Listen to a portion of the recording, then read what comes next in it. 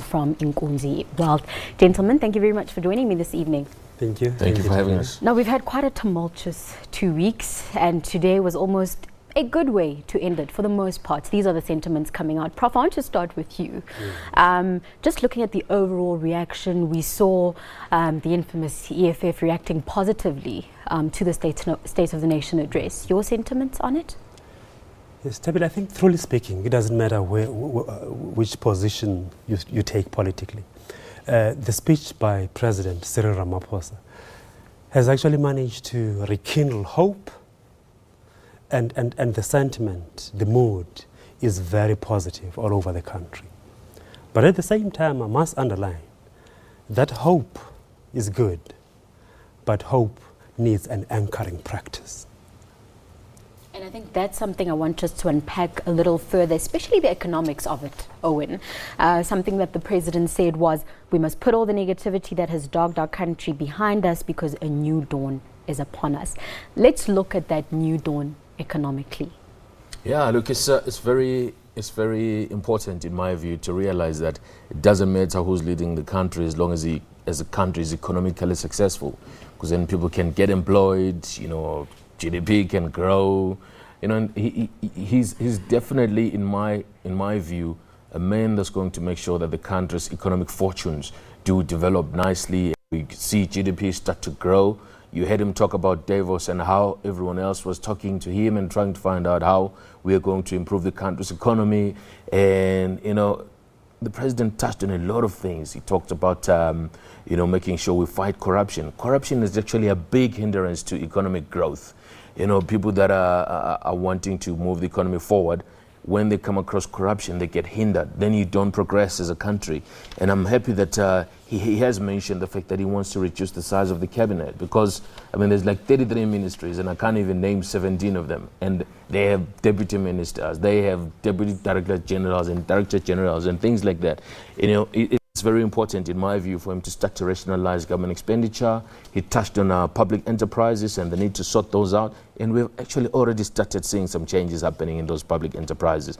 SAA and ESCOM, for example, you've seen the practical changes. And like the good professor has just said, what's important, however, is the implementation. Now, Prof, I want to go back to what you were saying, and Owen touched on it as well, where he said it doesn't really matter who's leading the country. But the reality is there's a new sense of optimism amongst our people. I saw it in people speaking to me today, just saying they're excited, they're hopeful. You know, for them, it is about the man. Wouldn't you say that's a fair statement to make? Considering where we come from with President Jacob Zuma's tenure and how it ended. Tabitha, I think what it shows is the importance of leadership, especially at the level of the president.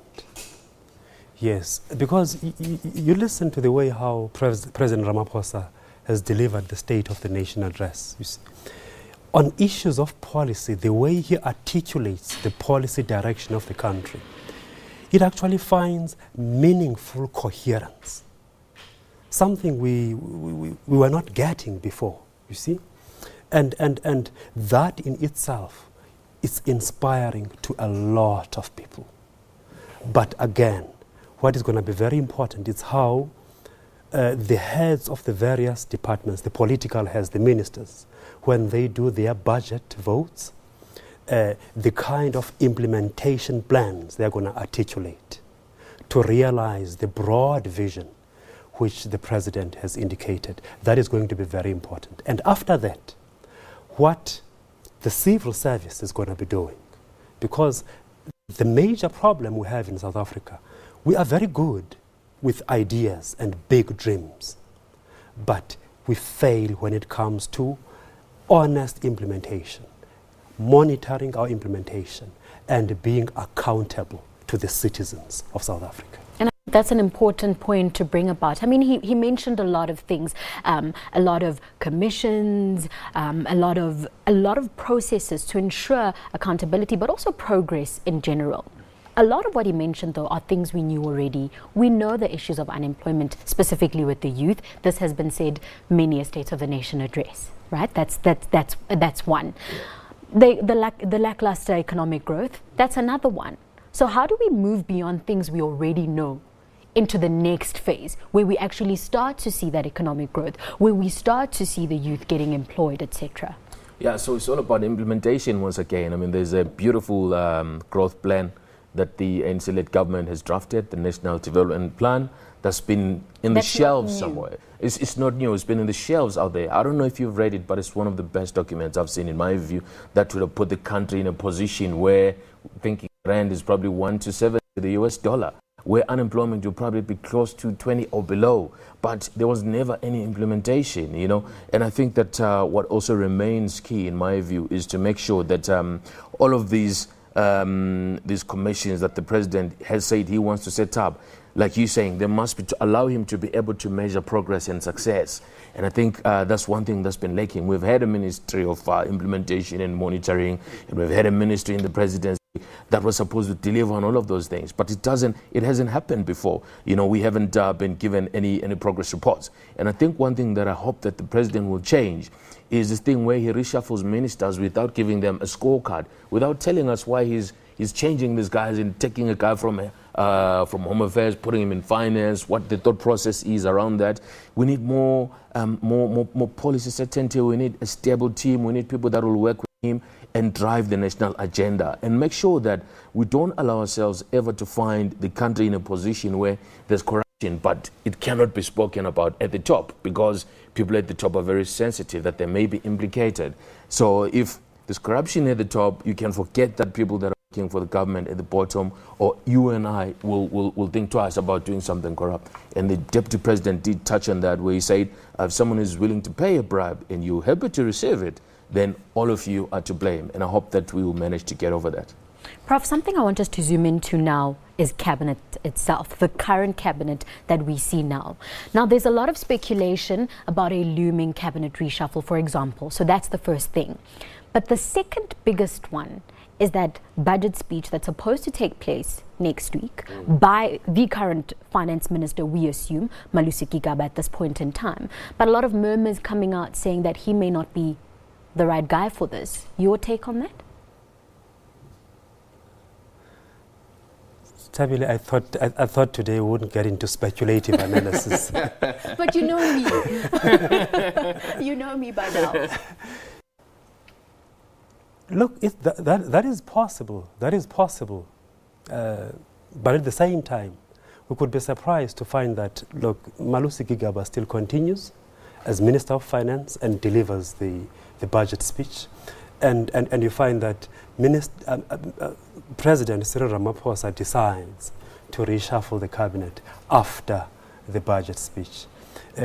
Because he also needs to be very careful about feeding a sense of uncertainty again, you see. Like Owen is saying, now we need more stability. We need more certainty. We need more stability at the level of leadership of the country as a whole. Of course, what I think is definite, there's going to be some reshuffle, even if it could be just a few ministries, but I expect some change to happen. I want us to move on from that, unless you have a point to add in terms of the finance ministry specifically. Yeah, look, I think Minister Gigaba will deliver the budget speech. I think it would be unfair to remove him now and have someone else go through that whole process when Minister Gigaba has been working on it for months now, having been tasked to find that 50 billion rand missing gap in the budget. So I do think he will deliver the speech, but obviously there's an imminent cabinet reshuffle, in my view, that has to happen. You had the president touch on the fact that he needs to reduce the number of ministries, which is a great move. I welcome that, because government needs to start reducing the government wage bill. Just to stay with you, Owen, let's look at the need and the commitment to revive the declining manufacturing sector. Yeah. We speak about the manufacturing sector a lot, considering it's been in decline for a long time, but there's been so many bailouts that have been given to the sector and nothing has seemed to really work. Do you think this is the time to really revive that manufacturing sector and create the potential jobs that it can create? We most definitely have to do that, and the president touched on not only just manufacturing, he touched on mining, he touched on agriculture, he touched on tourism. We just have to make a concerted effort to make sure that every ministry that's out there is delivering a growth strategy for itself. Because combined, all of these ministries can create more jobs. Given the government resources and access to international markets, I believe that if we foster the manufacturing sector and we push it and we create more black entrepreneurs, you know, these 100 black industrialists, I'm yet to meet 5 of them, but I'm hoping that we're going into a phase now where where we are going to actually start to see implementation happening. It's not like there is no black guys out there that want to get involved. You go there with a great business plan, you go to the ITC, they make you run around the whole country before they tell you that no, we can't help you, and you've spent millions of rands, you know, to try and deliver a plan that you think will work, and you're the entrepreneur. You're just asking the state to facilitate you, but they just frustrate you. And I think that we need to make sure that if there's a hotline that gets opened, it's a hotline to President Ramaphosa and his team for guys like us who are in business, who get frustrated by the systems, and people in government and these state funding institutions that just keep giving money to people that they know instead of supporting a new breed of entrepreneurs. So I do hope that we will see all these sectors get a fair chance at making meaningful difference by creating jobs and actually being given the support that the government needs to give us. Now, Prof, let's look at our relationship with other countries, the BRICS nations to be specific. I mean, part of the reasons that former President Jacob Zuma had put to the table for him not wanting to resign at this point in time was he wanted to introduce our current president, Cyril Ramaphosa, to the BRICS heads of state and colleagues in that space. In terms of the sentiments that you've seen, but also just Cyril Ramaphosa as a business leader, how do you think his relationship is going to be, considering that South Africa is taking over the chair of the BRICS group this year? I don't doubt that President Cyril Ramaphosa is going to do well in that position as chair of the BRICS representing South Africa. Really, I still cannot understand the concerns of former President Zuma about introducing the now President Cyril Ramaphosa to BRICS and all these organs. Because really, as his deputy president, he has always been involved in one way or the other in these forums.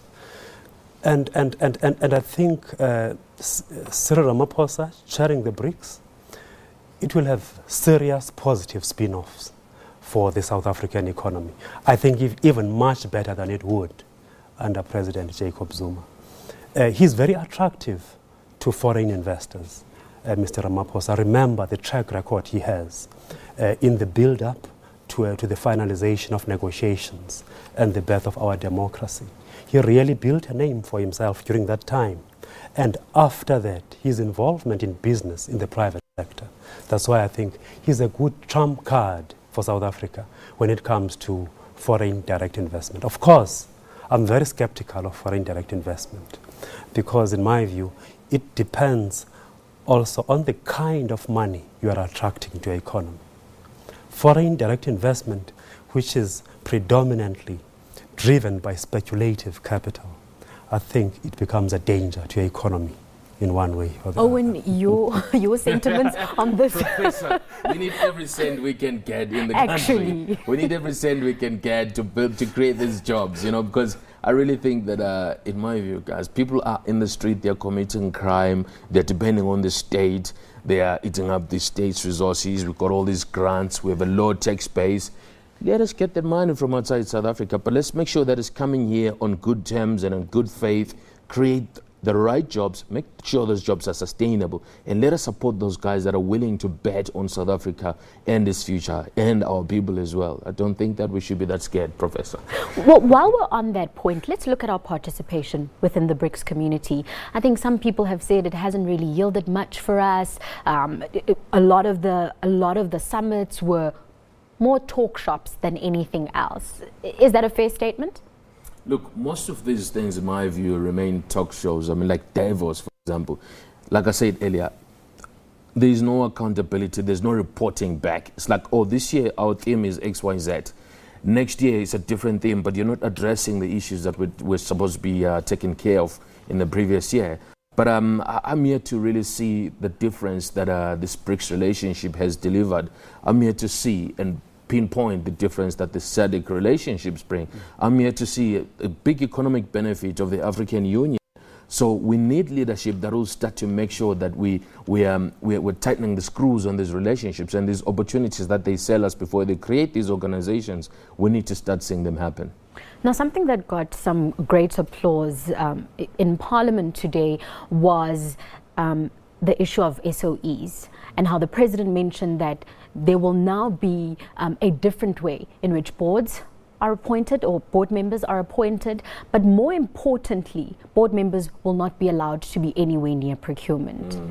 I think that was one of the most important things when it comes to that curbing of corruption. Yeah, definitely. I mean, I think it's a welcome change.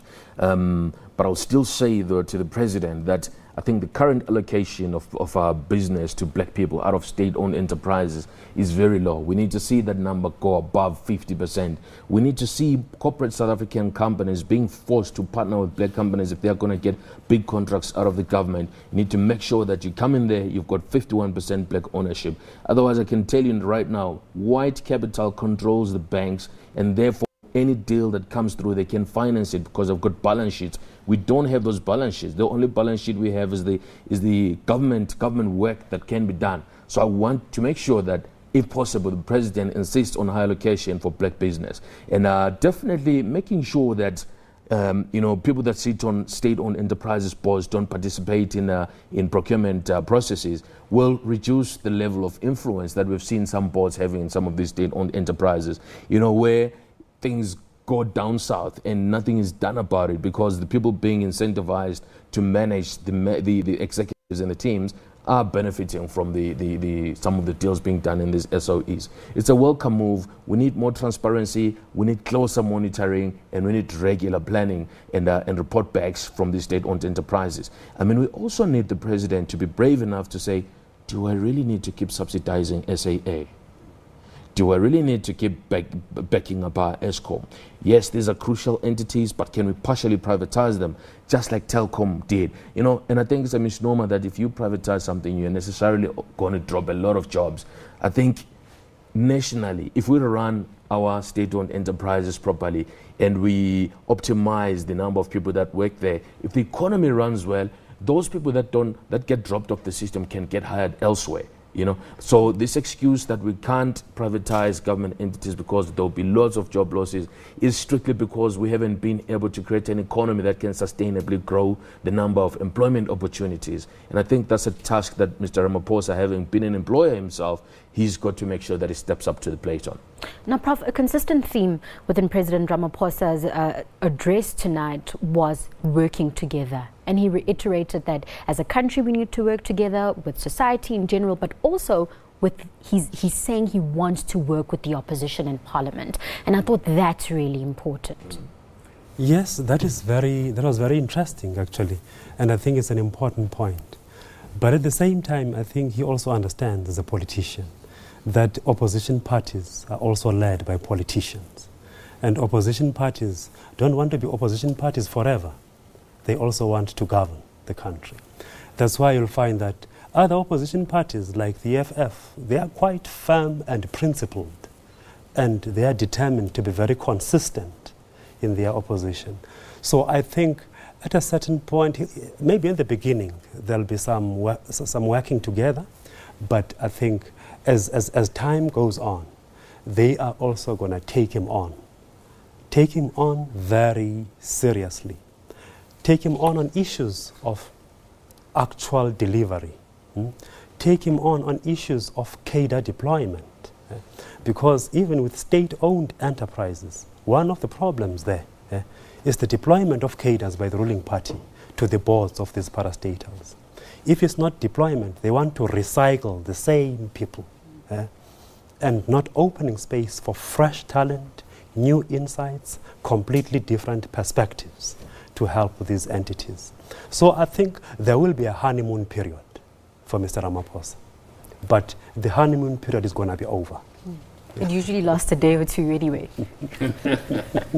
Owen, just back to you. We're running out of time now, but I want to look at the resolution of free higher education, yes, as well as expropriation of land without compensation. Firstly, Can the country afford the free higher education? I know the president did mention that in the budget speech it will be tabled exactly how we're going to do this. But your take on whether or not the country can afford it, especially where we are? Most definitely. And can I tell you why? Because there was 87 billion rands of irregular expenditure just last year alone. And if you go back to the years before, there was even more irregular expenditure. My take is that we need to control our finances. We need to reduce this irregular expenditure, and you know the number is not that big relative to the gap that we have in the budget at the moment in terms of free education. But what the government needs to be, in my view, what the government needs to be clever about is to, this is my personal take, by the way, let us create opportunities for free education for those sectors where we have scarce skills. That is a risk that the government can take, in my view, to create more artisans, create more oncologists, create more of these jobs that the country badly needs so that the economy can grow. But we can expand that. We can expand the scope when we get more cash. But initially, let us focus on the scarce skills. And you know, the fact that the president and the rest of his leaders have said, let's try this thing over the next 5 years. Let's implement it in a phased approach. I believe that that's the best thing to do. Now, the sentiments, and both of you can take this one, the sentiments on the expropriation of land without compensation. The president mentioned it again, but he did say the conditions are, we need to make sure that there's food security, we need to make sure everything, you know, is still within our constitution, etc. And he did call for suggestions and proposals on the modality of how this can be done. What exactly does that mean? Are we going to expropriate land without compensation, or are we not? Well, I think if the ANC expropriates land without compensation, that is going to be very symbolic, because the ANC doesn't have the ideational architecture and even the political strength to embark on radical land expropriation.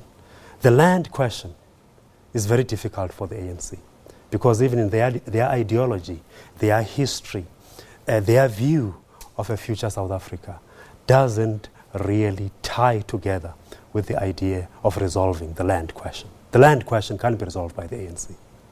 Who can resolve it then? Perhaps other parties, like the EFF, the Pan-Africanist Congress, and other parties which, in their ideological makeup, have always cherished the issue of land and the resolution of the land question. That's an interesting sentiment. Owen. It's interesting indeed, but Professor, I would ask you a question that, don't you think that the question of land is an extremely difficult one, like you have said, but my challenge is that if it's handled in a very radical manner, we could end up with a situation that happened up north, you know, where, you know, people were excited, they got land, they got the Minier's house, they moved in, but then they soon realized that, geez, it costs money to keep the lights on. The water, it costs money to keep the lights on.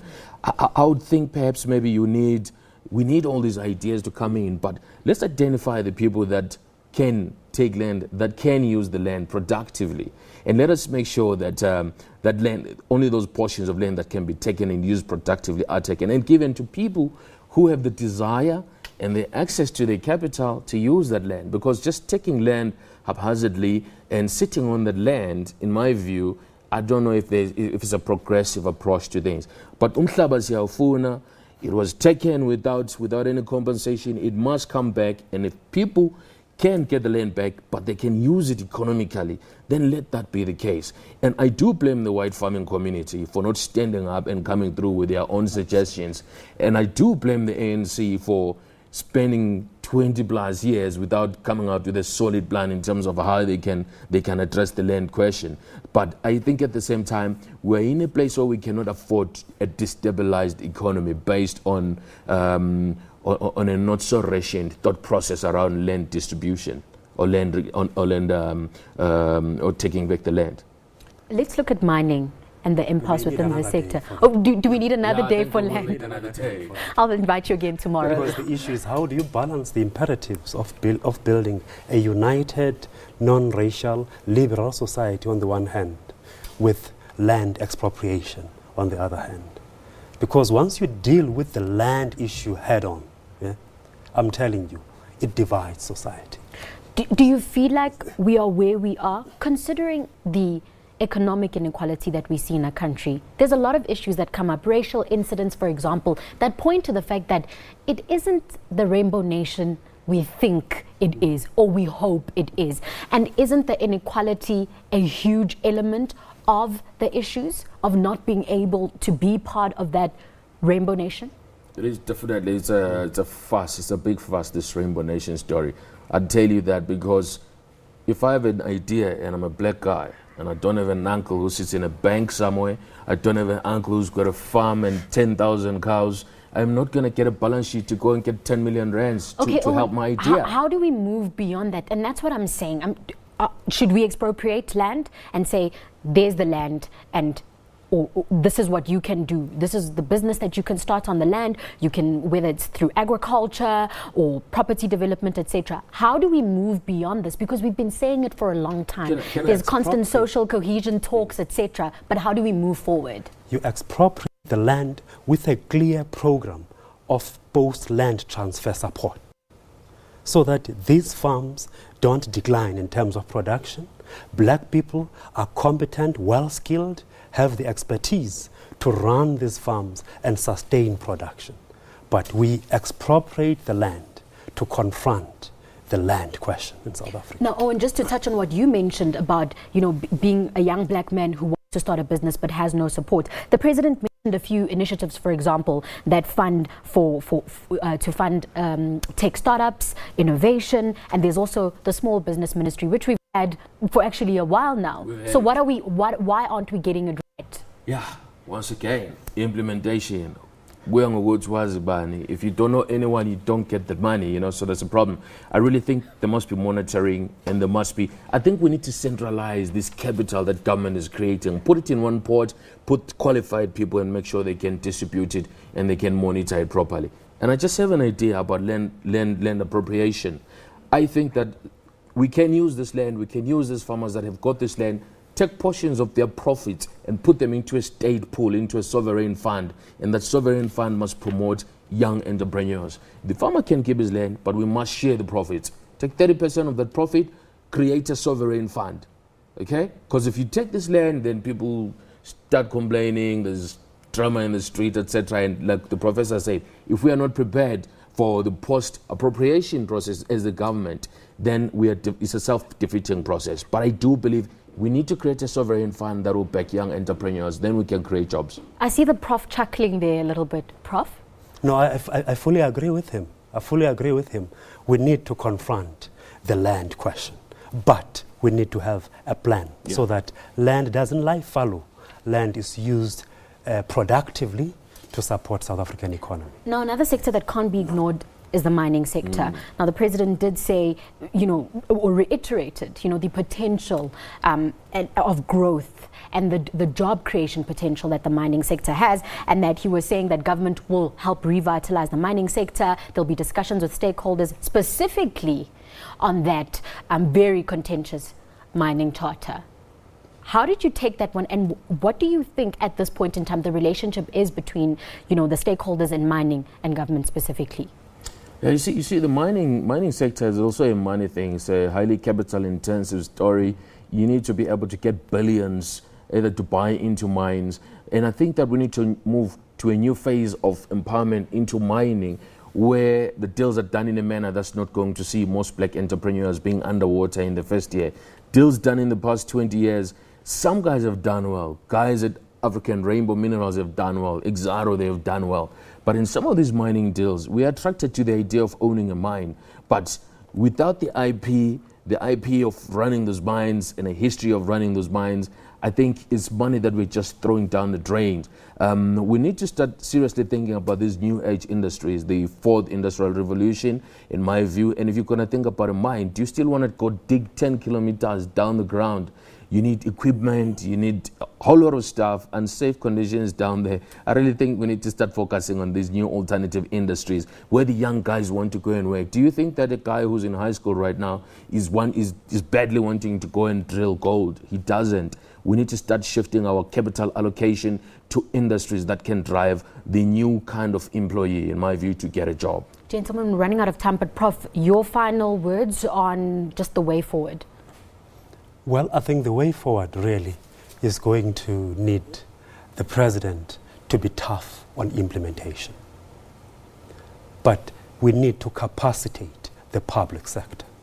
We need to capacitate civil servants so that what we say gets done. Yeah, so you heard the president in his speech, he touched on Yuma Segela, where he was saying Tumamina, send me. Well, we have sent him. Ramaphosa, Kokela, isikhathi sifikile. Thank you very much, gentlemen. We'll have to leave it there. I wish we had more time. Thanks a lot for joining me.